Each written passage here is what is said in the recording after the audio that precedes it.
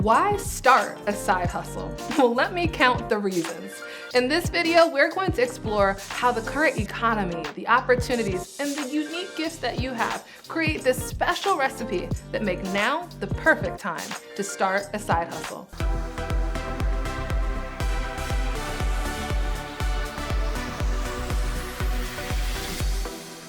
I'm LizJSimpson, founder of the Big Money Movement, accompanied by Cheryl Parks and Heather Petherick, our esteemed coaches here at the Big Money Movement. And I want to kick it off to you ladies. What are your thoughts on side hustles? Oh, let me say that. The top of the list has got to be the money, baby. money. Right? Does anyone start a side hustle without a consideration for increasing their income or developing a new revenue stream? I don't think so.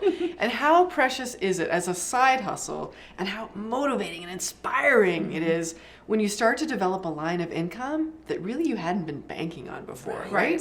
Particularly if you're working a full-time corporate gig and now you're developing a little seed money. Yes. And the cool thing of doing that as a side hustle is that seed money can grow and be reinvested into that side hustle. And so it kind of is a self-generating magic pot of honey. Yes. I love it. So money is definitely the top of the list. Can I interject there too? We talk about money only because we work with women entrepreneurs. And when you say money, like I just have to talk about, we said current economy. You know, women are the fastest growing demographic of entrepreneurs. Yeah.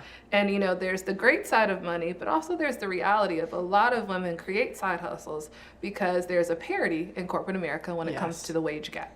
Right? And so they feel like, well, I am not capturing equitable compensation or wage in corporate America. So how do I level the playing ground by making money in other ways and filling the gap? So I just have to make sure I call that out and recognize that many women are starting side hustles because of a wage gap. Yeah, right? a lack of money or Exactly. lack of equitable compensation in their steady gig, their corporate job, their 9 to 5. Absolutely. Yeah. Absolutely agree with that. I think it's a fantastic point. The cool thing is whether they're doing it to make up for the shortfall in their corporate compensation, or whether it's, and sometimes it's both, whether it's to eclipse their corporate income and finally take the reins of control over having unlimited income potential, right? And sometimes it's both, and both are great. So money is the top of the list for me, I think, in terms of why create a side hustle. The second issue for me, or the second reason or motivation, is to validate, right? You know, when you're starting a new business, you absolutely need, there's this incubation period where you are testing your theory of how can I serve the market? What are the needs that I can solve, or the problems that I can solve, and the outcomes that I can deliver?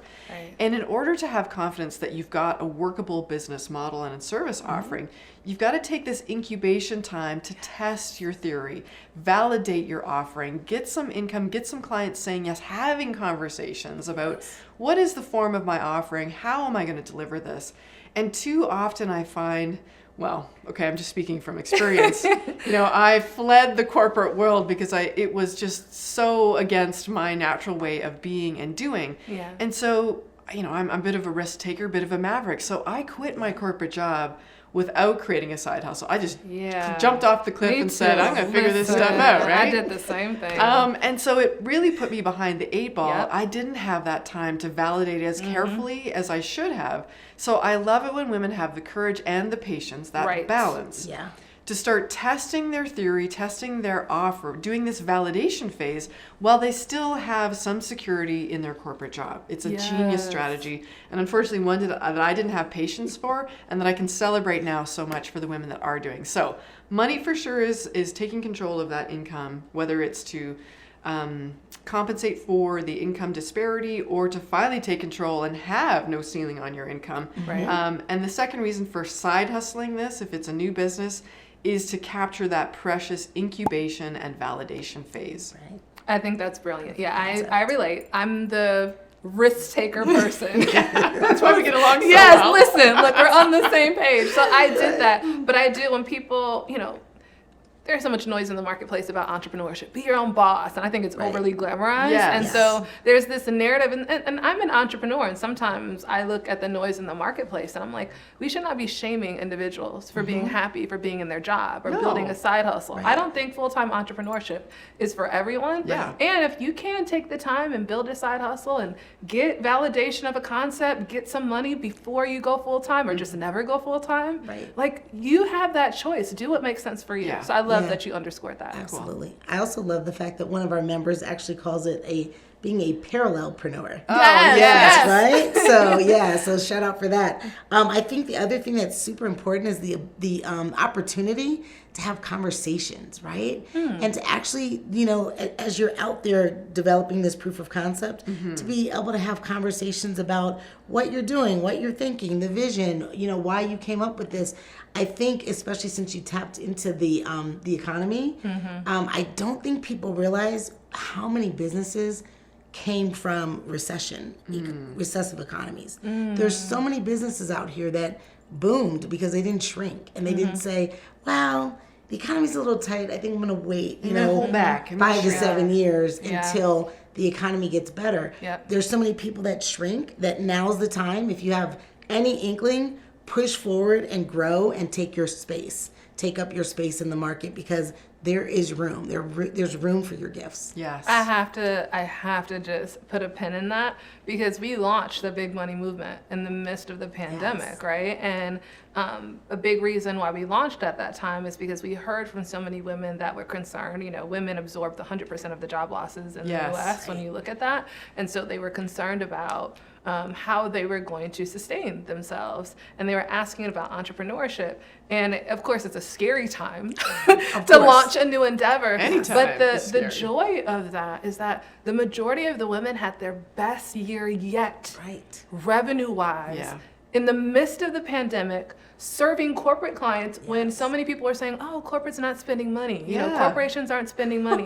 And here our women were closing 6-figure deals and having their best year yet. So it's like, what do they say? The best time to plant a tree was 10 years ago or today. Or today. Right now. Yes, I love that. Yeah, definitely. And I will say, to the point about corporates not spending money, I don't know if it was learned during the last downturn, but I will tell you that anytime there is any major event, crisis, etc., corporate America learns how to continue making decisions.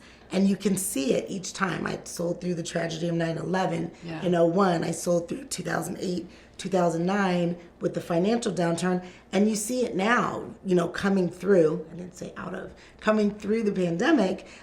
You can see that it's a big cruise liner to turn, but you can see the decision-making arm start to understand, right? We were remote for a long time. That had to be figured out. Yeah. And it had to be figured out quickly. Yeah. And so it happens. I mean, the decisions are made. Corporate, it's not a corporate is not spending money thing. It's corporate spends money on what's valuable to corporate and At that provides a time. return on investment. Yes. Correct. Yes. That's the point. Yes. That's the point right there. Yeah.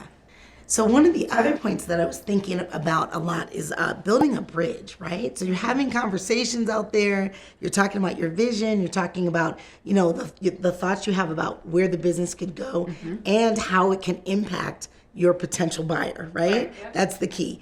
And then you go to this area and it could either be build a bridge or tipping point, right? So there's this tipping point where you're building this bridge and you've got the side hustle going. And all of a sudden you realize that this proof of concept and these conversations you're having are developing and bubbling up. It could be a tipping point where you make a decision, and we have members that have done this, to step out completely on your own and move away from corporate. Corporate's not the bad guy, but there is some corporate trauma. There are corporate escapees. But I wouldn't exchange what I learned from working for a Fortune 750 company and the training that I got and the repetitive, sales cycles that I went through to see how to actually land deals. Yeah. I would not exchange that for anything. I may have stayed too long, but it's okay. That's a whole different conversation. At the end of the day, you want that bridge so that you can make your own decision about whether it's best for you to move away from your corporate gig or any gig that you're working and go in and go full on in your business as an entrepreneur. And so that bridge is critical. And that the points that you made about validating and having conversations Yes. and all of those things, you'll get to a tipping point where you make that decision to say, I'm all out of that, and I'm over here. Yeah, it's doing got legs, it's got momentum. I can make that shift now. Yes. I love the phrase inflection point. Like that's such a poignant phrase, and it makes me think of I'm going to call her Rachel, one of the first members of the Big Money Movement who joined us. She was full-time in corporate when she joined, and so she was looking to build her consulting business as a side hustle. And it was, what I love about consulting and professional services, particularly for women and empowering women, is that there's not major overhead, right? So there are minimal barriers to entry to starting that side hustle because you're packaging your own expertise. And so she was full-time in corporate, and she decided to package her expertise, right, and start to serve other organizations. And when you talk about inflection point, it's crazy how quickly you can quantum leap success, even with the side hustle. So it was literally, she was in the Big Money Movement 6 weeks. And in 6 weeks, she landed 2 corporate clients and exceeded her revenue goals for the year. And she hit that inflection point where she had to discern, do I stay full-time here and manage these clients on the side, or do I get in while the water's warm? Right. And so she decided to go full-time in her consulting business. It's not just, going back to what we were saying, Heather, it's like, gosh, I didn't have that experience, but like, what an empowering experience. Because listen, I was drowning. I was drowning for some months before my business took off. So I love that. I love that you said inflection point. And I want to take this conversation a bit deeper because we're talking about the benefits of starting a side hustle, but I want to go deeper into how you turn your hobbies, like those things that you're already doing, into a side hustle. If you want to join us in that conversation, and of course you do, click that next video now. We'll see you there. Bye.